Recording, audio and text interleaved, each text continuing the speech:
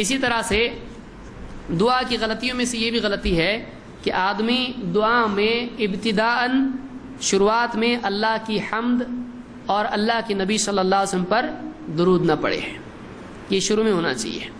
اللہ کی تعریف کریں، نبی صلی اللہ علیہ وسلم پر درود پڑھیں، اس کے بعد جو حاجات ہیں مانگیں، اور بھی آداب اس کے ہیں۔ فضالہ ابن عبید کہتے ہیں سمع رسول اللہ صلی اللہ علیہ وسلم رجلا یدعو فی صلاتہ، اللہ کے رسول صلی اللہ علیہ وسلم نے ایک آدمی کو نماز میں دعا کرتے سنا، لم یحمد اللہ ولم یصلی علی النبی صلی اللہ علیہ وسلم، اس آدمی نے نہ اللہ کی حمد کی نہ نبی صلی اللہ علیہ وسلم پر درود پڑھا۔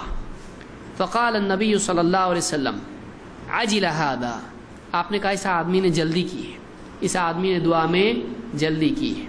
ثم دعاہ، پھر آپ نے اس کو بلایا، فقال له اذا صلى احدكم، جب تم میں سے کوئی نماز پڑھے، فلیبدأ بتحمید اللہ والثناء علیہ، تو اس کو چاہیے کہ وہ اللہ کی حمد و ثنا سے شروعات کرے۔ دعا کی شروعات کس سے کرے؟ اللہ کی حمد و ثنا سے۔ ثم لیصلی علی النبی، پھر اس کے بعد اللہ کے نبی صلی اللہ علیہ وسلم پر صلاۃ درود پڑھے۔ ثم لیدعو بعد بما شاء، پھر اس کے بعد جو چاہے اللہ سے مانگے۔ ثم لیدعو بعد بما شاء، پھر اس کے بعد اللہ سے جو چاہے مانگے۔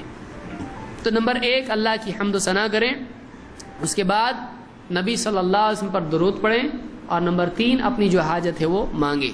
یہ ابو داؤد، ترمذی، ابن حبان، حاکم اور بیہقی کی روایت ہے۔